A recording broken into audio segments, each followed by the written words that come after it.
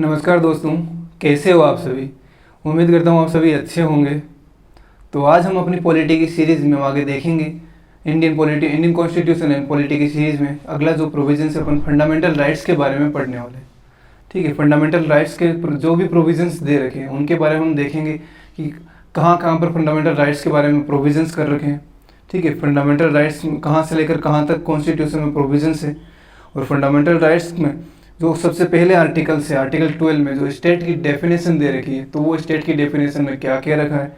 Article 13 में जो law की विधि की जो डेफिनेशन दे रखी है उसमें किन किन को रखा गया है वो देखेंगे। फिर रिजर्वेशन वगैरह की जो भी बात अपन पढ़ते हैं रिजर्वेशन में, तो वो भी फंडामेंटल राइट्स में उनके प्रोविजन है, उनके बारे में भी देखेंगे।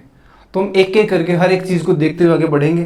तो आज हम सबसे पहले शुरू करेंगे जैसे कि फंडामेंटल राइट्स है, तो फंडामेंटल राइट्स के बारे में कहाँ पर प्रोविजंस किया गया है कॉन्स्टिट्यूशन में। तो ठीक है, तो फंडामेंटल राइट्स है उनका कॉन्स्टिट्यूशन में जो प्रोविजंस कर रखा है फंडामेंटल राइट्स का, वो प्रोविजंस कर रखा पार्ट 3 में। ठीक है, कॉन्स्टिट्यूशन के पार्ट 3 में इनका प्रोविजन कर रखा है आर्टिकल 12 टू आर्टिकल 35 के बीच में इनका प्रोविजन कर रखा है। ठीक है, याद रखना आर्टिकल 12 टू आर्टिकल 35 में इनका प्रोविजन कर रखा है फंडामेंटल राइट्स के बारे में। ठीक है, तो आर्टिकल 12 में स्टेट की डेफिनेशन की बात कही गई है। आर्टिकल 13 में विधि की डेफिनेशन या विधि में कौन कौन सी चीज़ें शामिल होगी उनके बारे में बात कर रखी है। ठीक है, आर्टिकल 14 टू आर्टिकल 18।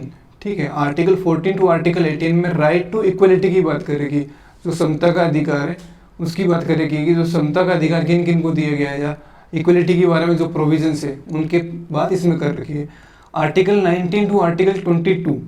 ठीक है, आर्टिकल 19 टू आर्टिकल 22 में आर्टिकल में राइट टू फ्रीडम की बात करेगी। ठीक है, राइट टू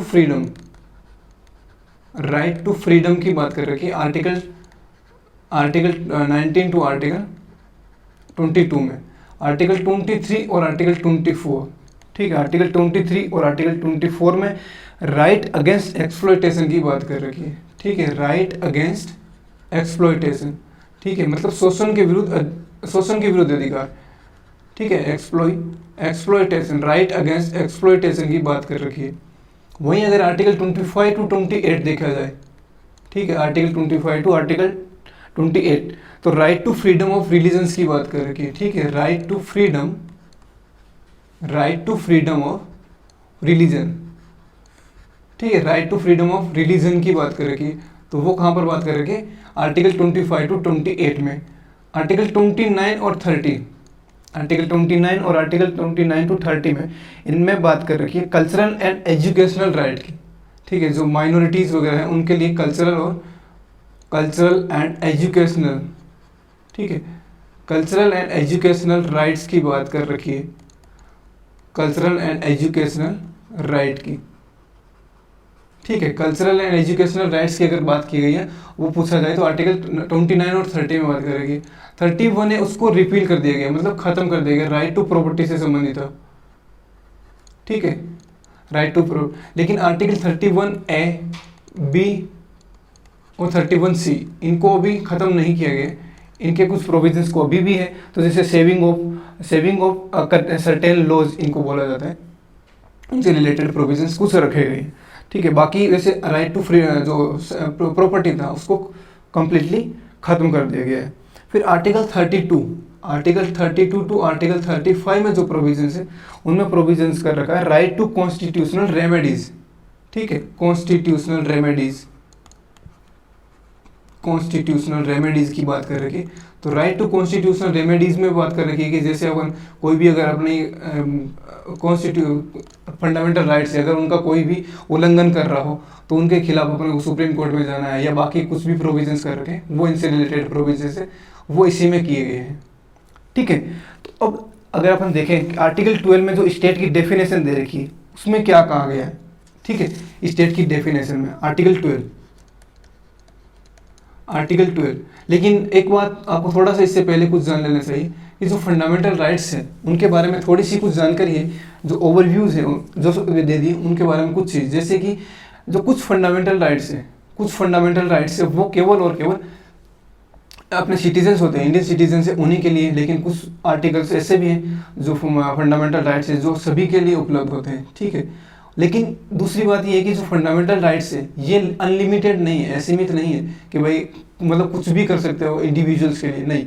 सोसाइटी में और इंडिविजुअल्स के बीच में एक संतुलन कायम करना जरूरी है, तो इसके लिए ये असीमित नहीं है, वाद योग्य है, मतलब इनको कोर्ट में चैलेंज किया जा सकता है अगर कोई भी इनका अतिक्रमण कर रहा है, एक लिमिट से ज़्यादा इनका यूज़ कर रहा है। जैसे मान लीजिए आप कुछ भी मनमानी कर रहे हो किसी के खिलाफ, मान लीजिए थप्पड़ लगा दी, बोले मेरे तो राइट टू फ्रीडम है, ठीक है, तो ये नहीं कर सकते आप, क्योंकि सोसाइटी में हार्मोनी भी बना के रखनी जरूरी है, तो उसके लिए सोसाइटी के कुछ रूल्स होते हैं उनको भी फॉलो करना जरूरी होता है। तो सोसाइटी और इंडिविजुअल्स राइट है उनके बीच में क्लैश ना हो, ठीक है, तो इनके लिए संतुलन करना जरूरी है, तो इसीलिए इनको अनलिमिटेड नहीं रखा गया, ठीक है। फंडामेंटल राइट्स को बोला जाता है कि कुछ फंडामेंटल राइट्स है जो नेगेटिव है और कुछ फंडामेंटल राइट्स है वो क्या है, पॉजिटिव है।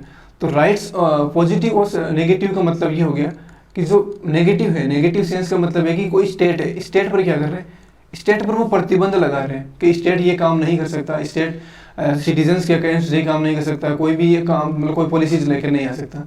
लेकिन पॉजिटिव उस सेंस में कि अगर कोई सिटीजन्स है उनको राइट्स मिल जाते हैं कि आप अपने हिसाब से आपको कुछ विशेष सुविधाएं दी गई है फंडामेंटल राइट्स के तहत कि आप कहीं पर भी बोल सकते हो, संघ बना सकते हो, ठीक है। जैसे किसी भी पार्टी के खिलाफ अगर किसी भी गवर्नमेंट के खिलाफ अगर बोलना हो तो आप बोल सकते हो, ये आपका अधिकार है, ठीक है। तो ये विशेष अधिकार दिए जाते हैं, तो इनको बोलते हैं कि पॉजिटिव है। और नेगेटिव सेंस होता है कि नेगेटिव सेंस में ये मानते हैं कि स्टेट के खिलाफ अगर कुछ स्टेट पर एक तरीके से बाइंडिंग कर देते हैं, रेगुलेशन लगा देते हैं कि आप ये काम नहीं कर सकते हो, ठीक है।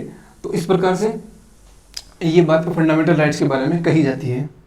अब अगर हम देखा जाए आर्टिकल 12 में, ठीक है, आर्टिकल 12 में स्टेट की बात कर रखी है कि स्टेट, तो स्टेट की जो डेफिनेशन में क्या ये चीज़ें शामिल कर रखी है आर्टिकल 12 के अकॉर्डिंग।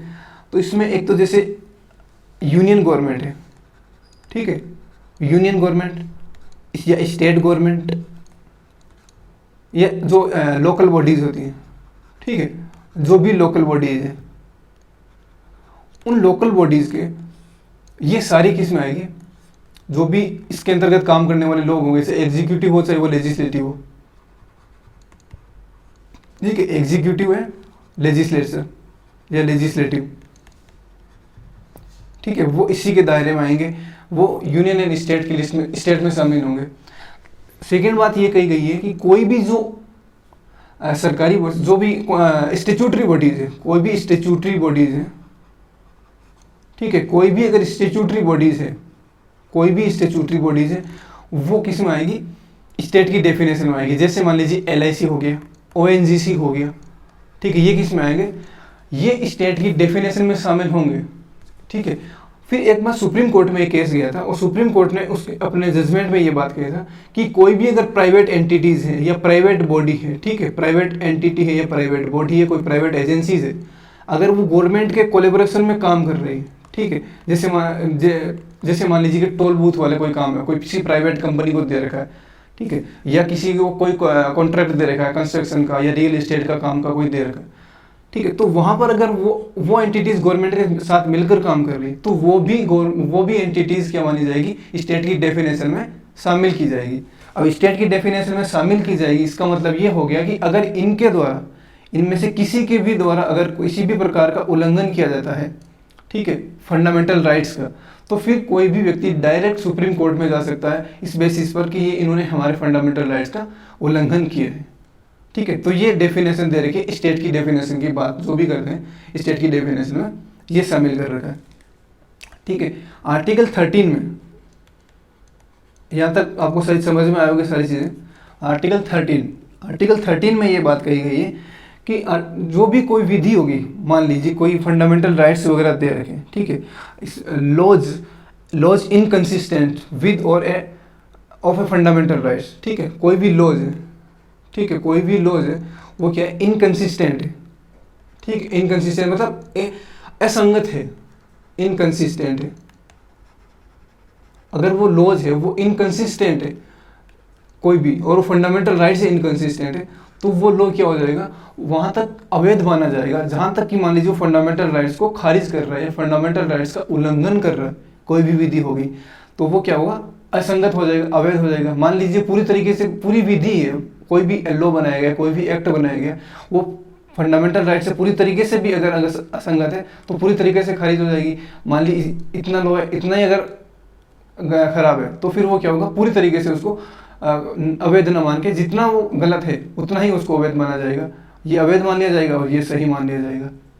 ठीक है, तो ये लॉज की डेफिनेशन में ये बात कर रखी है। लेकिन लॉज में एक बात इंपॉर्टेंट ये भी बात कर रखी है कि अगर हम ये देखें कि लॉज में कौन कौन सी चीज़ें शामिल होगी लॉज में, तो पहली लॉज होगी कोई भी स्टेट लेजिस्लेटिव, ये यूनियन जो पार्लियामेंट के द्वारा, स्टेट लेजिस्लेटिव या पार्लियामेंट के द्वारा अगर कोई भी एक्ट लाया जाता है, ठीक है, जो कि स्थायी लॉ होगा, एक्ट लाया जाता है, पहली बात तो वो इस लॉ के डेफिनेशन में आएगा। सेकंड होगा कि कोई अगर ऑर्डिनेंस लाया जाता है, ठीक है, ऑर्डिनेंस कौन लाएगा, ऑर्डिनेंस या तो गवर्नेंस लाएगा, गवर्नर लाएगा, ठीक है, या फिर प्रेसिडेंट ऑफ इंडिया लेके आएगा। तो अगर प्रेसिडेंट ऑफ इंडिया और गवर्नर के द्वारा अगर कोई ऑर्डिनेंस लेकर आया गया या फिर कोई एग्जीक्यूटिव के द्वारा एग्जीक्यूटिव ऑर्डर लाया गया हो, ठीक है, एग्जीक्यूटिव के द्वारा एग्जीक्यूटिव अगर ऑर्डर लेके आ गया हो, ठीक है, एग्जीक्यूटिव ऑर्डर, तो फिर एग्जीक्यूटिव ऑर्डर या फिर कोई ऐसी जो तरीके से प्रथा चल रही हो, ठीक है, रूढ़ी प्रथा चल रही हो जो कि नॉन, एक तरीके से बोल सकते हैं नॉन एक्ट हो गया, नॉन एक्ट हो गया, ठीक है। जैसे कि एग्जांपल के लिए अगर खाप पंचायत का एग्जांपल लिया जाए, ठीक है, खाप पंचायत, तो खाप पंचायत कैसे डिसीजन देती है, खाप पंचायत देती है कि अपने समाज से बाहर किसी ने शादी कर ली तो उसको क्या कर दिया जाएगा, लहू जिहाद घोषित करके उसकी हत्या कर दी जाती है। तो इनसे रिलेटेड अगर ये किसी भी प्रकार के कोई कानून आते हैं, कोई भी प्रकार का लॉ पारित होता है, ऑर्डर पारित होता है, इस ऑर्डर में जैसे कि कोई भी रूल्स ला दिए गए, कोई रेगुलेशंस ला दिए गए, ठीक है, तो ये सारी चीज़ें क्या की जाएगी, इनको अगर फंडामेंटल राइट्स से अगर जहाँ तक ये इनकंसिस्टेंट है, ठीक है, जहाँ तक ये इनकंसिस्टेंट है, ठीक है, तो वहाँ तक वो क्या हो जाएगी, खारिज हो जाएगी, अवैध घोषित कर दिया जाएगा, उनको इलीगल घोषित कर दिया जाएगा।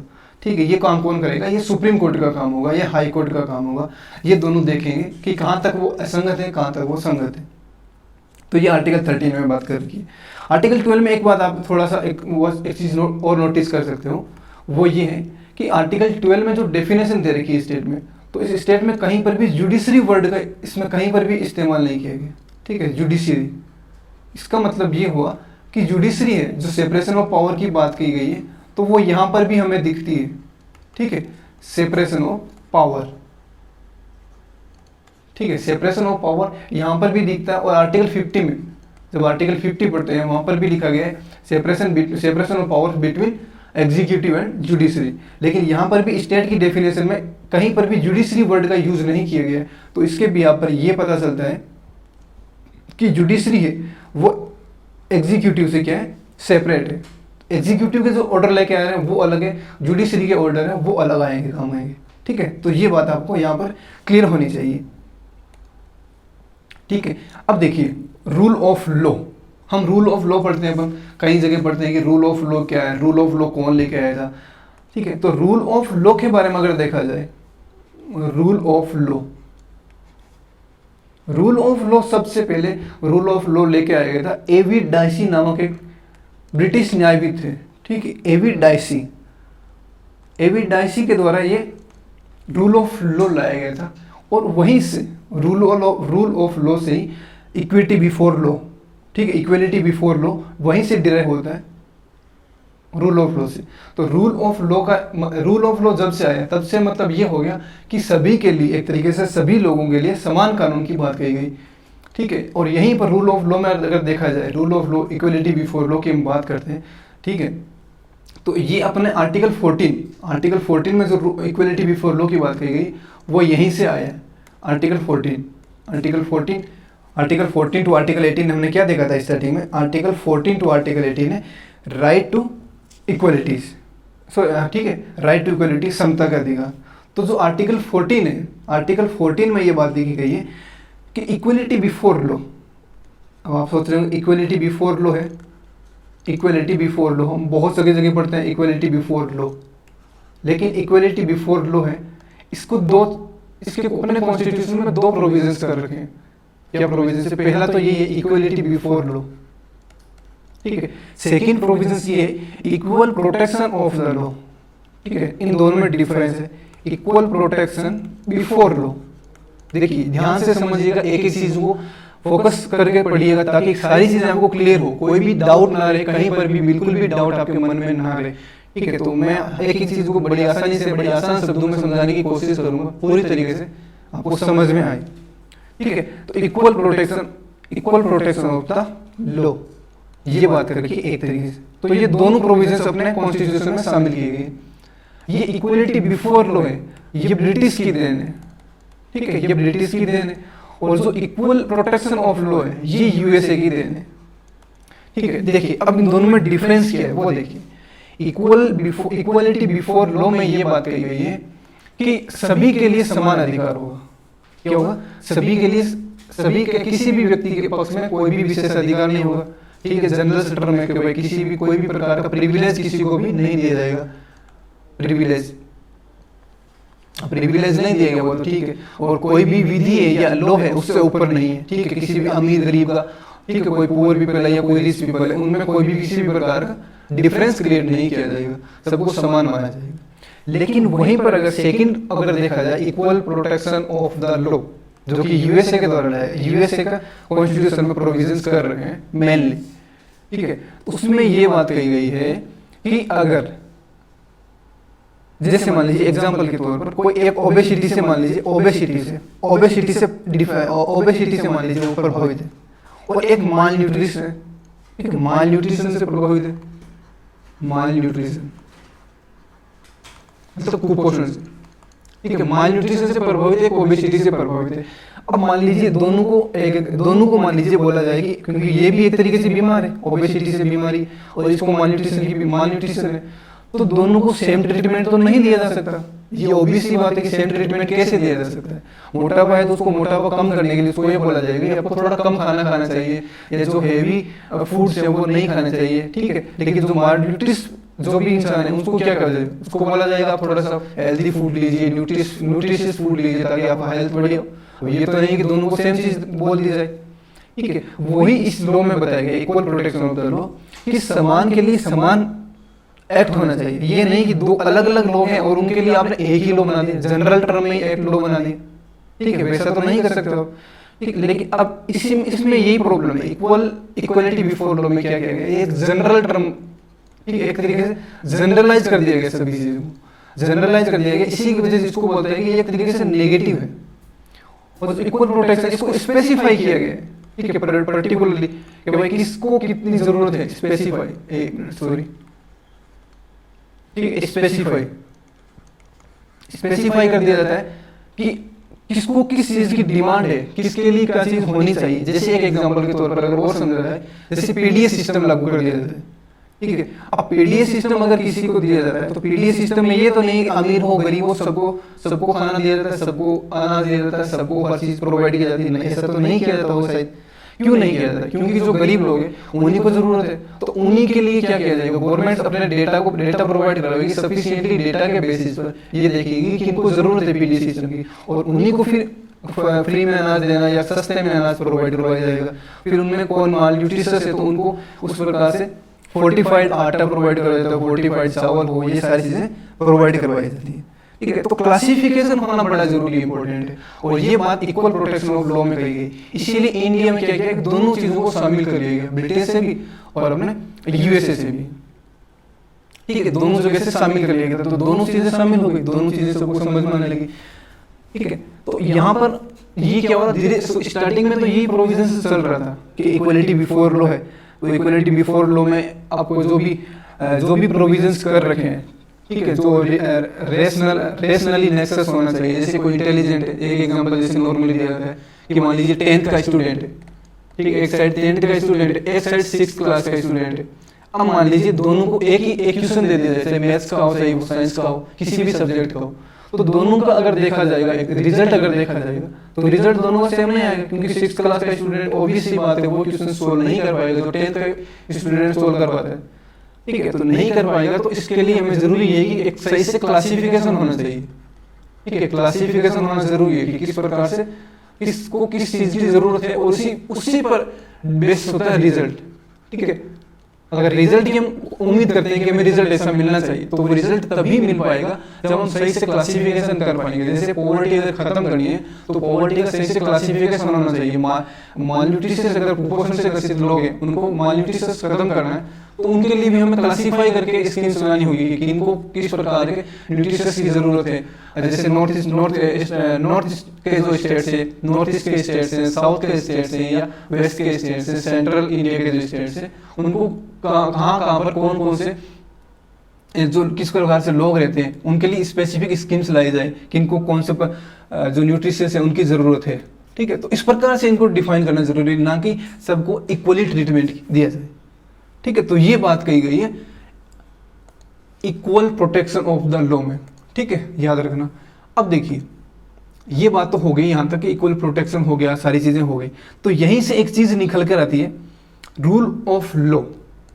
ठीक है, रूल ऑफ लॉ की जो बात करते हैं इसमें रूल ऑफ लॉ पहले तो जो इक्वलिटी बिफोर लॉ की जो बात करते हैं वो इतने दिन क्या चल रहा था, रूल ऑफ लॉ की बात कर रहे थे। लेकिन धीरे धीरे क्या हुआ, सुप्रीम कोर्ट को लगा 1970s 80s letter 70s early 80s में ये सुप्रीम कोर्ट को रियलाइज हुआ कि नहीं, कुछ ऐसा होना चाहिए कि केवल रूल ऑफ लॉ की बात नहीं होनी चाहिए, इसमें एक नेचुरल जस्टिस की भी बात कही गई उन्होंने।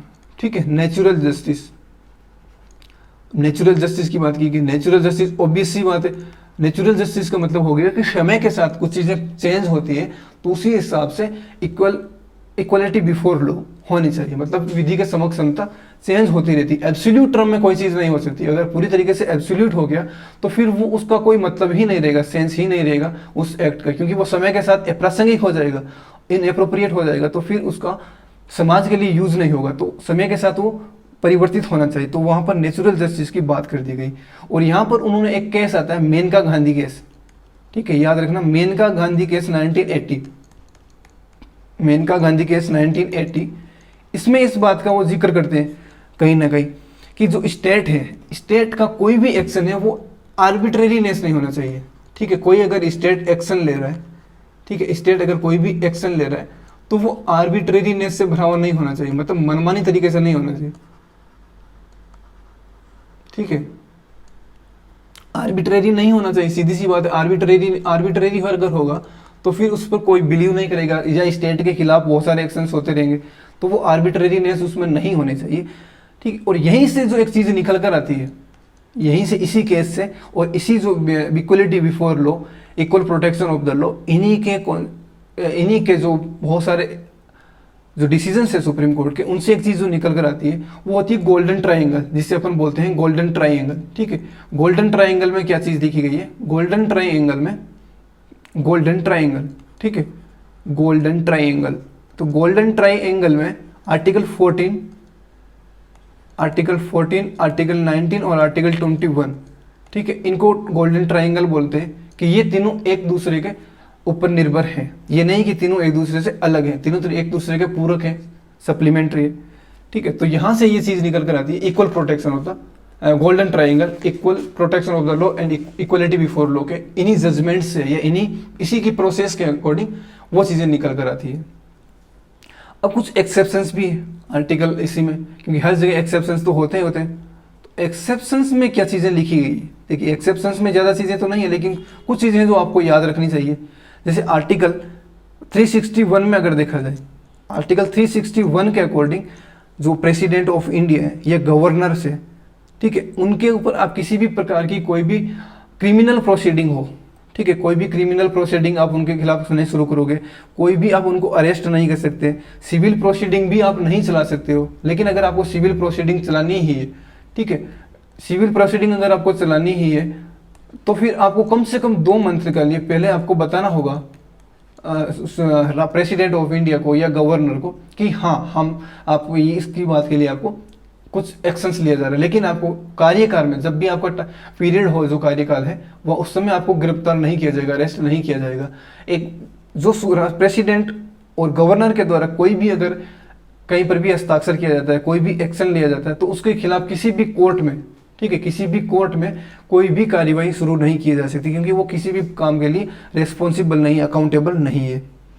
वहीं आर्टिकल 361A में ये बात करेगी, आर्टिकल 361A, ठीक है, आर्टिकल 361A में बात कही गई है कि कोई भी न्यूज़पेपर्स है, रेडियो है, टीवी चैनल्स हैं, ठीक है, अगर वो पार्लियामेंट की या स्टेट लेजिस्लेचर की अगर जो कार्यवाही है उसको एज इट इज दिखाते हैं, बिना किसी इंटरवेंशन के, बिना किसी लाग लपेट के, एज इट इज अगर सत्यता के साथ दिखाते हैं, तो फिर उनको भी सूट है कि वो सारी चीज़ों को दिखा सकते हैं।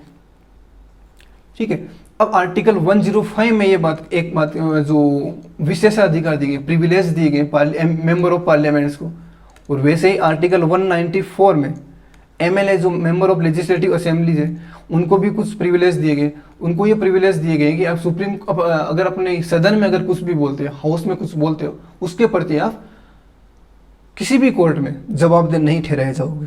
ठीक है, तो ये बात यहाँ पर कही गई है। और एक इंपॉर्टेंट आर्टिकल है, वो शायद आपको याद रखना चाहिए, काफ़ी इंपॉर्टेंट है, वो है आर्टिकल 31। आर्टिकल 31, ठीक है, आर्टिकल 31C, आर्टिकल 31C में ये जो बात कही गई है उसमें ये कहा गया है कि अगर अपन डीपीएसपी, ठीक है, डीपीएसपी को अगर लागू करने के लिए कोई भी गवर्नमेंट एक्ट लेके आ रही है, जैसे आर्टिकल 39B, अगर 39B को अगर गवर्नमेंट इम्प्लीमेंट करना चाह रही है, या आर्टिकल 39C को इम्प्लीमेंट करना चाह रही है, उसका समावेश हो किसी भी पॉलिसीज़ के अंदर डीपीएसपी में, डीपीएसपी के इन आर्टिकल्स का, तो वहाँ पर क्या होगा, आर्टिकल 14 होगा, जो आर्टिकल 14 है, फिर वो विधि के समक्ष समता का जो भी बात कर रखी वो वहाँ पर क्या हो जाएगा, उसका उल्लंघन नहीं माना जाएगा, यहाँ वहाँ पर उसको समाप्त माना जाएगा, या उसको वो हट जाएगा वहाँ से। जैसे कि मान लीजिए किसी भी आर्टिकल 39 में ये बात एक तरीके से कोई भी वर्ग है उनको कुछ स्पेशल प्रोविजंस दिए जाने हैं, ठीक है, तो फिर उनके लिए कुछ पॉलिसीज लेके आई गई हो, तो वहाँ पर ये नहीं कहा जाएगा कि विधि के समक्ष सभी समान है तो उनके लिए ये आप कानून नहीं ला सकते, तो वहाँ पर इनको छूट दी गई है। ठीक है, तो ये इस प्रकार से कुछ प्रोविजंस कर रखे हैं जो कि एक तरीके से माने जाते हैं कि एक्सेप्शंस हैं। ठीक है, तो ये आर्टिकल 14 के बारे में सारे प्रोविजंस थे, और भी कुछ छोटे मोटे प्रोविजंस हैं, जैसे कि कोई भी अगर विदेशी जो शासक है या राजदूत है, राजदूत वगैरह कोई भी कहीं पर रह रहा है, ठीक है, तो उसके लिए कुछ प्रोविजंस होते हैं। ठीक है, तो उनको भी कुछ विशेष अधिकार होते हैं, उनको कुछ छूट दी जाती है। तो ये छोटी बड़ी छूट से यहाँ तक आपको सारी चीज़ें जहाँ तक मुझे लग रहा हो क्लियर हो रही होगी, एग्जाम्पल के थ्रू मैंने समझाया, और जो एक्सेप्शंस थे वो भी यहाँ पर क्लियर होगी। अब अगर हम अगला नेक्स्ट एक राइट टू इक्वलिटी देखते हैं, तो वो नेक्स्ट अपना है आर्टिकल 15। ठीक है, आर्टिकल 15 में जो बात कही गई है वो है protection of discrimination on ground of religious, ठीक है, किसके बेसिस पर, रिलीजियस, रेस, कास्ट, सेक्स और प्लेस ऑफ बर्थ। ठीक है, देखिए ये बात कही गई है कि protection of the discrimination on ground of religion, race, caste, sex और प्लेस ऑफ बर्थ, मतलब इसके बेसिस पर किसी भी प्रकार का कोई भी डिस्क्रिमिनेशन नहीं किया जाएगा। ठीक है, ये इसमें पर्टिकुलरली बात कही गई है। अब इसके अलग अलग प्रोविजंस में जैसे आर्टिकल 15(1), 15(2), इनमें ये ओनली वर्ड का एक प्रोविजंस कर रखा है। इनमें मतलब ये बात बोल रखी है, आपको याद रखना है कि 15(1) और 15(2) को जब पढ़ो तो इनमें देखना आर्टिकल ओनली लिखा होता है, फिर आगे लिखा होता है कि जैसे रिलीजन, रेस, कास्ट, सेक्स और प्लेस के बेसिस पर कोई भी डिफ्रेंशिएट नहीं किया जाए। इसका मतलब है कि इनके अलावा कुछ डिस्क्रिमिनेशंस किए जा सकते हैं स्टेट के द्वारा, कि हम इनको कुछ स्पेशल प्रोविजंस देंगे, कुछ कहीं पर जा सकते हो, कहीं पर भी कुछ कर सकते हो, लेकिन इनके बेसिस पर आप इनको नहीं रोक सकते। जैसे मान लीजिए कहीं किसी दुकान में अगर जा रहे हो या किसी होटल में अगर आपको रुकना है, तो आपको ये नहीं बोला जाएगा आपका ये जेंडर है, आपकी ये रेस है, ये कास्ट है, तो आपको हम यहाँ पर ठहरने की उत्तम व्यवस्था नहीं देंगे, आपको एंट्री नहीं दी जाएगी। इसके बेसिस पर आप नहीं कर सकते हो। ठीक है, जैसे आपको पब्लिक प्लेसेस में कहीं पर जाना है तो आप उनको रोक नहीं सकते हो। ठीक है, तो ये प्रोविजंस कर रखा है। आर्टिकल 15(3), अब देखिए हम जो रिजर्वेशन की बात करते हैं उसके लिए उसके कुछ पहलू आपके सामने आने वाले हैं, और रिजर्वेशन वो कैसे दिया गया है उनके बारे में हम चर्चा करने वाले हैं। तो यहाँ से आप रिजर्वेशन, आरक्षण को भी थोड़ा सा ध्यान से समझने की कोशिश करेंगे कि कहाँ पर कौन से आर्टिकल्स में क्या चीज़ें लिखी गई है, क्योंकि रिजर्वेशन के बारे में हम कुछ चीज़ों को डिटेल से यहाँ पर जानने की कोशिश करेंगे कि कौन से प्रोविजंस में क्या क्या लिखा गया है। ठीक है, तो आर्टिकल 15(3), देखिए आर्टिकल 15(3) में क्या लिखा गया है। आर्टिकल 15(3) में लिखा गया है कि एनी स्टेट है, कोई स्टेट है जो अपना स्टेट है, वो एनी स्पेशल प्रोविजंस कर सकता है। ठीक है, कोई भी स्पेशल प्रोविजंस किन के लिए कर सकता है? वीमेन एंड चिल्ड्रंस के लिए। ठीक है, वीमेन एंड चिल्ड्रन के लिए, चिल्ड्रन के लिए वो स्पेशल प्रोविजंस कर सकता है। वीमेन एंड चिल्ड्रन के लिए वो स्पेशल प्रोविजंस कर सकता है। तो ये क्या हो गया? एक तरीके से रिजर्वेशन ही हो गया ना, क्या रिजर्वेशन की बात यहां से शुरू हो गई थी। 15(4) आर्टिकल 15(4) देखिए ध्यान से सुनते जाइए, एक एक चीज को, आपको सारी चीजें क्लियरिटी के साथ समझ में आती रहेगी, एक एक चीज क्लियर होगी, क्रिस्टल क्लियर। ठीक है, 15(4) में ये बात कही गई है कि कोई भी अगर सोशली, ठीक है, अगर सोशली एंड एजुकेशनली, ठीक है, एजुकेशनली अगर कोई बैकवर्ड क्लासेज है, एजुकेशनली अगर कोई बैकवर्ड क्लासेज है, या फिर कोई SC/STs के जो भी लोग हैं, ठीक है, SC/STs के वर्क क्लासेज, उनके लिए स्पेशल प्रोविजंस किए जा सकते हैं। कौन करेगा ये स्पेशल प्रोविजंस? ये स्टेट करेगा। ये कहाँ पर बात आ गई? आर्टिकल 15(4) में कि स्पेशल प्रोविजंस किए जा सकते हैं। और ये बात आर्टिकल 29 क्लोज 2, ठीक है, आर्टिकल 29 क्लोज 2, 29 में किससे रिलेटेड है? 29 और 30 जो स्पेशल प्रोविजंस है, और जो अल्पसंख्यक वर्ग है उनके कल्चरल एंड एजुकेशनल राइट्स दे रखे हैं उनको। ठीक है, तो उनके आर्टिकल 29(2) में ये बात कर रखी है कि किसी भी स्टेट की जो भी एजुकेशन इंस्टीट्यूशंस है, वहां पर आप किसी को इस आधार पर नहीं रोक सकते कि आप इस धर्म से रिलेटेड हो, आप इस मजहब से रिलेटेड हो। ठीक है, तो इसके बेसिस पर आपको कोई भी रोक नहीं पाएगा वहां पर। ठीक है, तो ये आर्टिकल 29(2) में बात कही गई है। तो यहाँ पर स्पेशल प्रोविजंस उनके लिए किया जा सकता है कि आप स्कूल में जाना चाहोगे तो जा सकते हो, कहाँ पर जाना आपको, उसके लिए प्रोविजंस कर रखे होते हैं।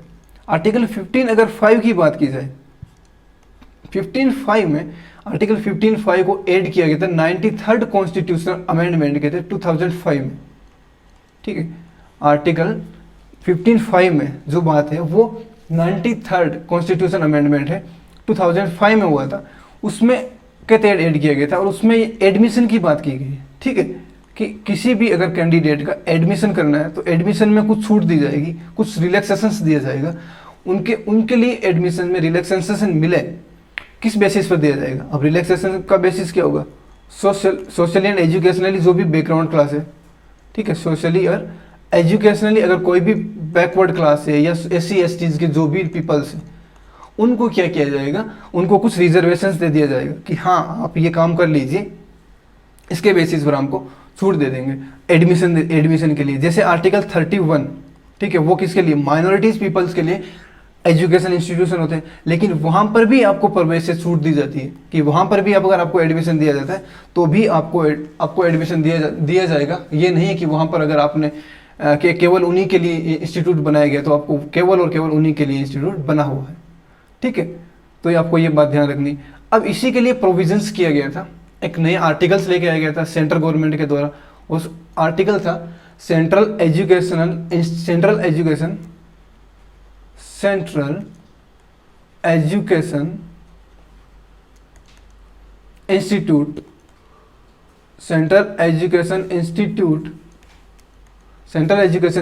Reservation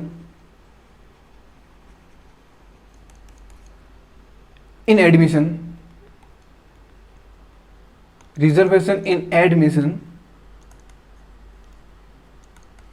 act 2006।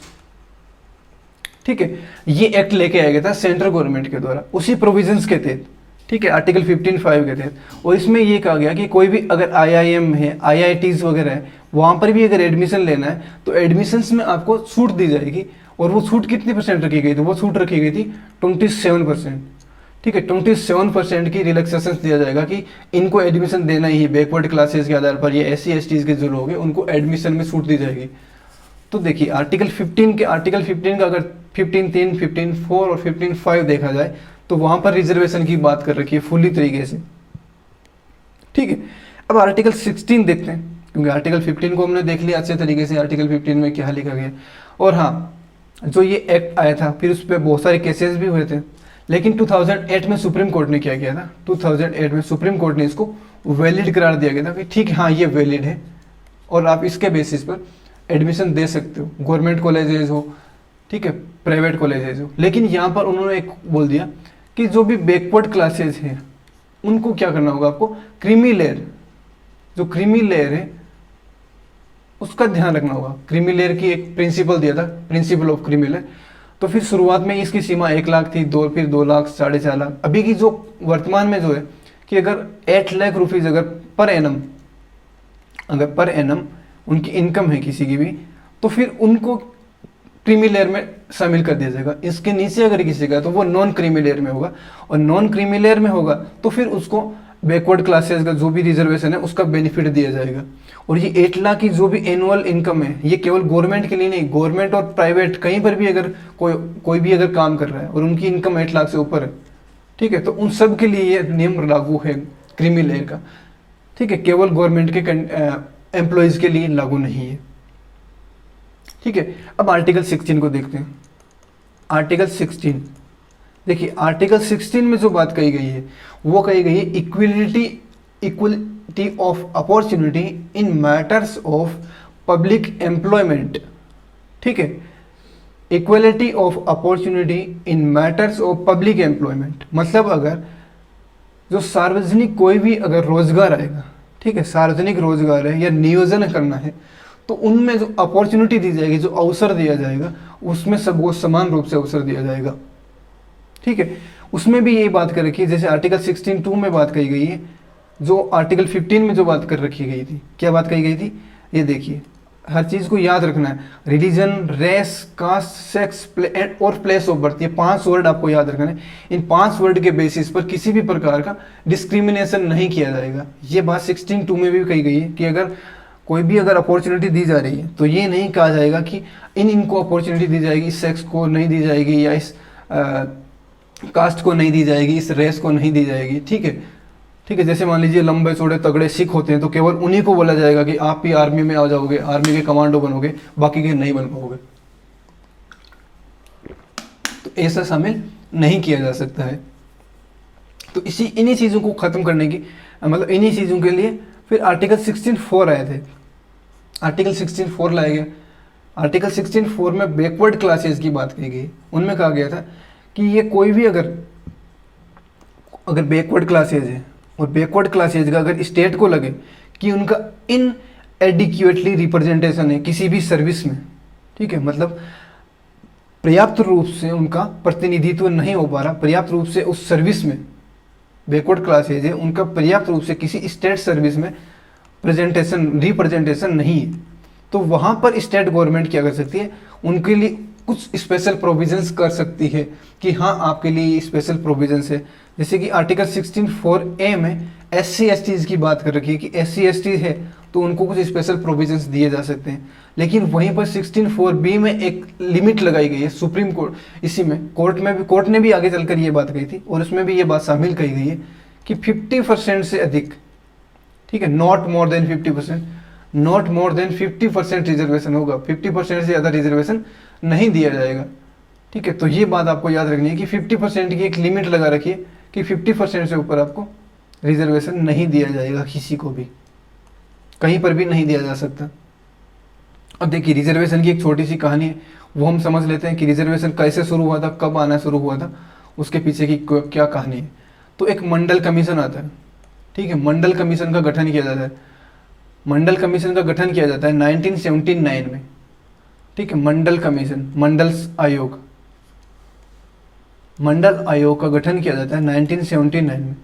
उस आयोग को बोला जाता है, ठीक, इस आयोग को बोला जाता है कि आर्टिकल 340 है, आर्टिकल 340 के तहत जो बैकवर्ड क्लासेज है, ठीक है, किस आधार पर बैकवर्ड क्लासेज होगी, लेकिन बैकवर्ड क्लासेज का बेस क्या होगा, इस आर्टिकल 340 में जो बेस बताया गया वो क्या दिया गया, सामाजिक रूप से ये एजुकेशनली, ठीक है, सोशली और एजुकेशनली अगर बैकवर्ड है तो उनके अगर उन्नति करनी है, ठीक है, उनको अगर ऊपर लेके जाना है, उनका उन्नति करना है, उनको मुख्य धारा में लेकर आना है, तो उनके लिए क्या सुधार किए जाने चाहिए, वो इस मंडल आयोग को दिया गया था, ठीक है। अब जब मंडल आयोग बनाया गया था उस समय किनकी गवर्नमेंट थी, उस समय मोरारजी देसाई की गवर्नमेंट थी, ठीक है, मोरारजी देसाई की गवर्नमेंट थी, और उन्होंने जो ये मंडल आयोग बिठाया था, ये सेकंड ओबीसी कमीशन था, ठीक है, सेकंड ओबीसी आयोग था।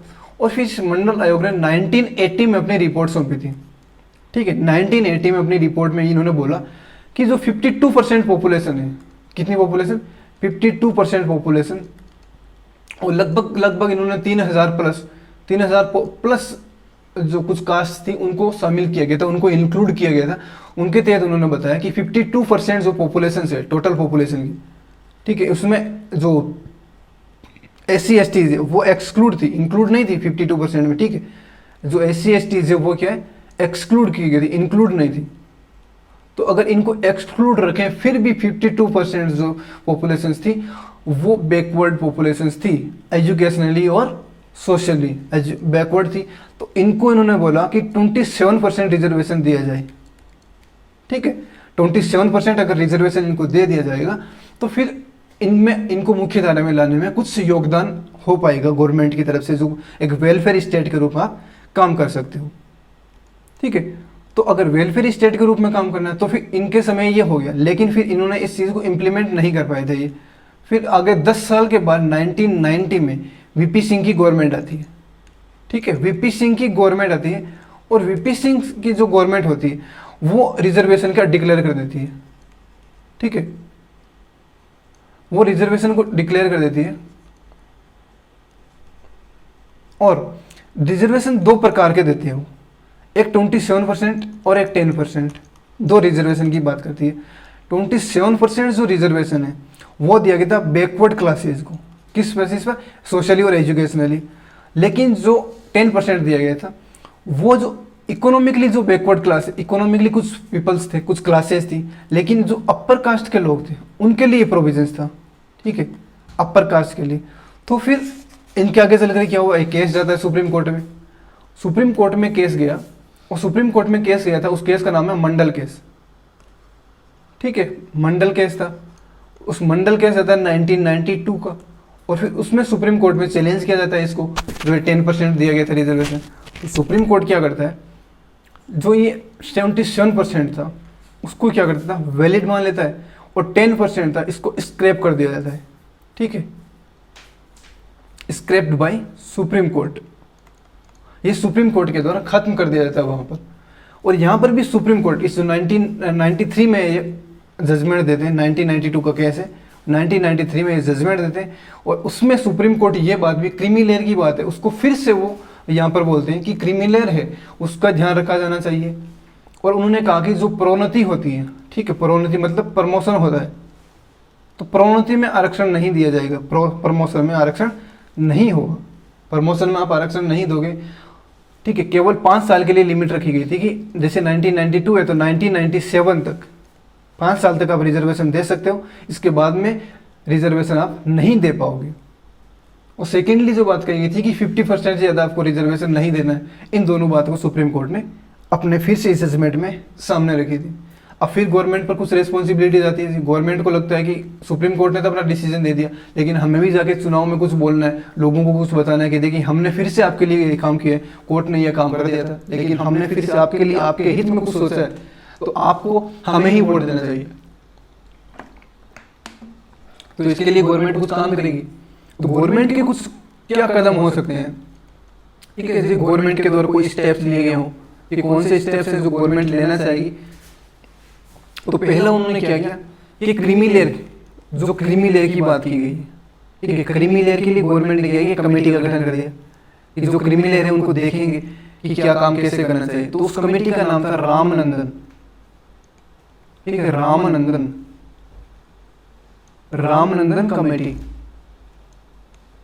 रामनंदन कमेटी बना दी गई थी, और उस कमेटी को ये बात कही गई थी कि आप देखिए जो बैकवर्ड क्लास के जो भी लोग हैं, आप उनको देखिए कि किस प्रकार से उनको क्रीमी लेयर में कौन कौन शामिल होते हैं, कौन कौन क्रीमी लेयर में शामिल नहीं होते हैं, ठीक है। तो इन्होंने फिर क्या किया, 1993 में अपनी रिकमेंडेशन गवर्नमेंट को दी थी कि किनको क्रीमी लेयर में रखना है, किनको नहीं रखना है, और गवर्नमेंट ने उनको एक्सेप्ट भी कर लिया था, ठीक है, गवर्नमेंट ने क्या किया, उनको एक्सेप्ट भी कर लिया था।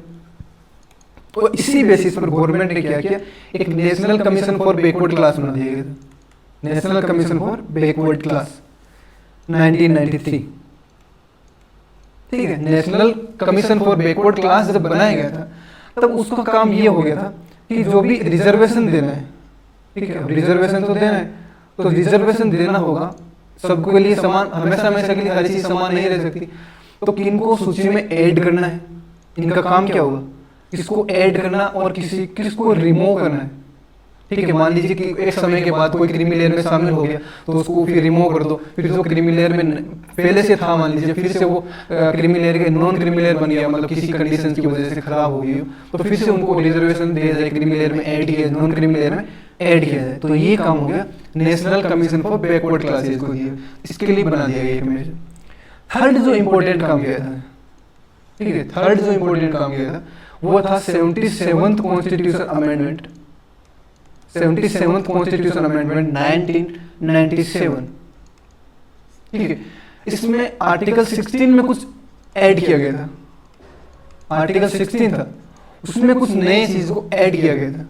ऐड क्या किया गया था, ऐड में ये किया गया था, स्टेट था उसको कुछ पावर दी गई थी।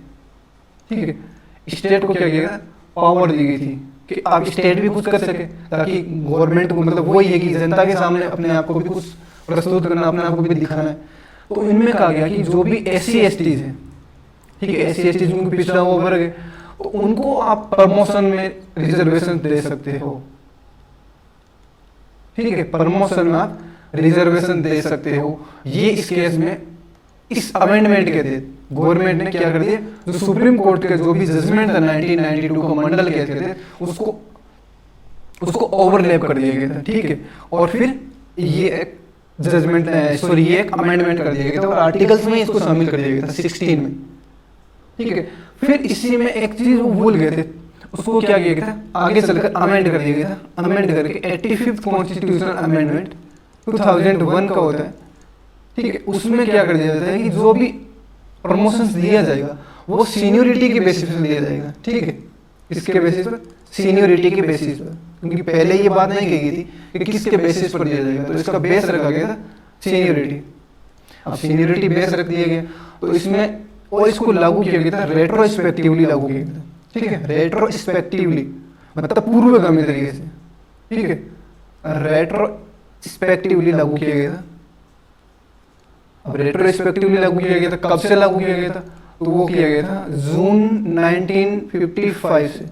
जून 1955 से इसको रेट्रोस्पेक्टिवली लागू किया गया था गवर्नमेंट के द्वारा कि हाँ अब ये रिजर्वेशन दिया जाएगा, और यहाँ से रिजर्वेशन प्रमोशन में भी दिया जाएगा SC/ST को, और उसको पूर्वगामी तरीके से लागू कर दिया गया था।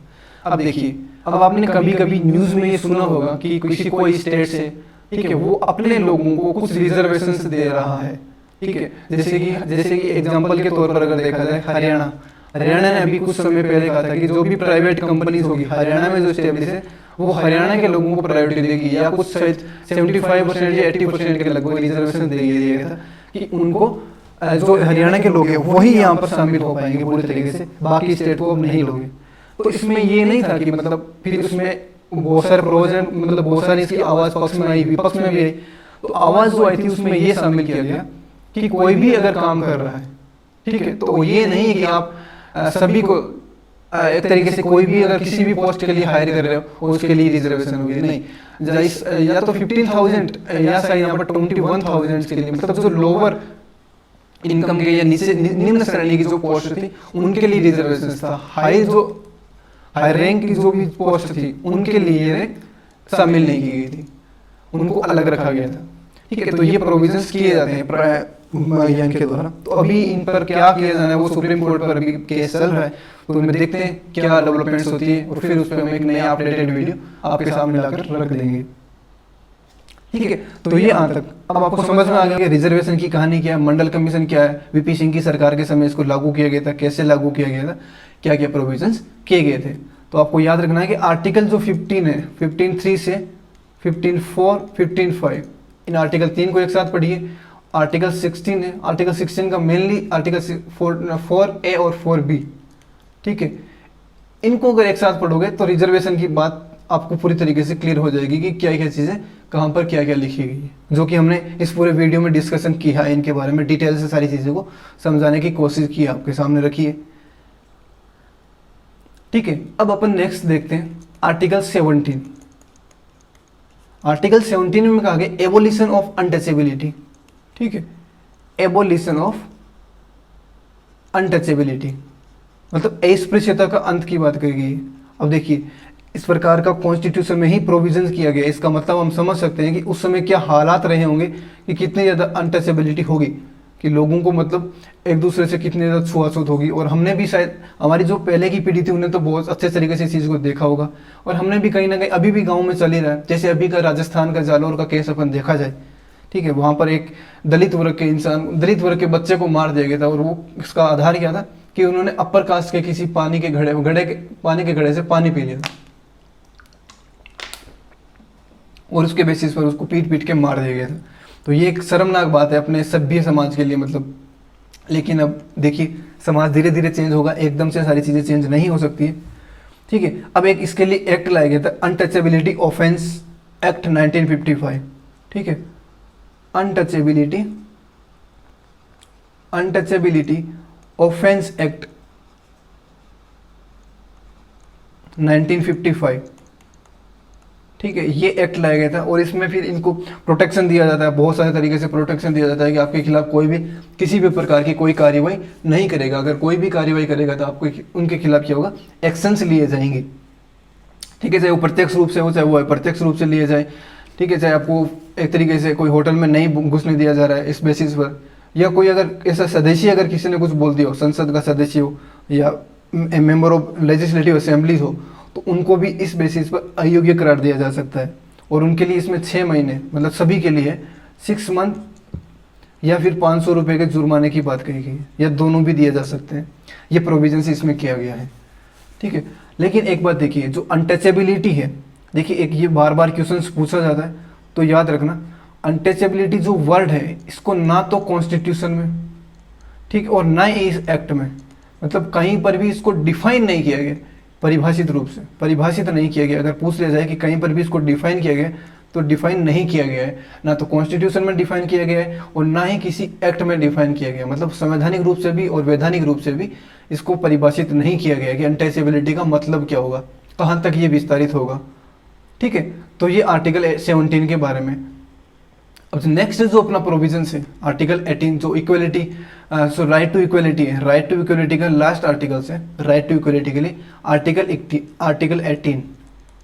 ठीक है, आर्टिकल 18 में बात करें कि abolition of titles, abolition of titles की बात कर रखी है, मतलब उपाधियों का अंत की बात कर रखी है। जो भी उपाधि वगैरह दी जाती थी, राजा, महाराजा, ठीक है, महाराजा धीराज, विक्रमादित्य, ये सारी उपाधियों को अंत कर दिया गया था। ठीक है, तो आर्टिकल 18 जो 1 है उसमें केवल कहा गया है कि एक तो मिलिट्री, ठीक है, मिलिट्री के द्वारा, और यह एक एकेडमिक रूप से, ठीक है, एकेडमिक रूप से अगर कोई दी जाती है, डिग्री दी जाती है, वो वैलिड होगी। बाकी किसी भी प्रकार की कोई भी अगर उपाधि दी जाती है तो वो वैलिड नहीं होगी। जैसे अगर आर्टिकल 18(2) में बात करेगी, कोई भी फॉरेन स्टेट है, ठीक है, अगर फॉरेन स्टेट के द्वारा अगर आपको कोई भी किसी भी प्रकार की अगर उपाधि दी जाती है किसी भी सिटीजन्स को, तो वो मान्य नहीं होगी, वो नहीं ले सकते हो आप। ठीक है, वैसे आर्टिकल 18(3) में, आर्टिकल 18(4) में बात कर रखी है। लेकिन एक केस सुप्रीम कोर्ट में गया था कि क्या ये पद्म भूषण, पद्म विभूषण, ठीक है, जो भी दिए जाते हैं, क्या ये इनका उल्लंघन नहीं करते हैं। ठीक है, पद्म विभूषण हो गया, ठीक है, पद्म भूषण हो गया, पद्म श्री हो गया, क्या ये इनका उल्लंघन नहीं करते हैं। तो फिर सुप्रीम कोर्ट का 1996 में, ठीक है, 1996 में सुप्रीम कोर्ट का ये क्या आता है, जजमेंट आता है। और इस जजमेंट में सुप्रीम कोर्ट इनको कॉन्स्टिट्यूशनली वैलिड बताता है। ठीक है, कॉन्स्टिट्यूशनली वैलिड बताता है कि ये कॉन्स्टिट्यूशनली वैलिड है, आप इनके खिलाफ नहीं जा सकते कि भाई ये वैलिड है या नहीं है, कॉन्स्टिट्यूशनली वैलिड है। तो ये सुप्रीम कोर्ट ने आर्टिकल 18 की व्याख्या की थी। आर्टिकल 18 के तहत पद्म विभूषण, पद्म भूषण और पद्म श्री की व्याख्या की थी। तो यहाँ तक अपना आज का लेक्चर होगा। फंडामेंटल राइट्स का पहला जो right to right to equality है, उसके बारे में सारे प्रोविजंस, और स्टेट की डेफिनेशन, स्टेट में कौन कौन सी शामिल होगी, रिजर्वेशंस, तमाम सारी चीज़ों को हमने जिक्र किया। और उम्मीद है कि आपको सारी चीज़ें पसंद आई होगी।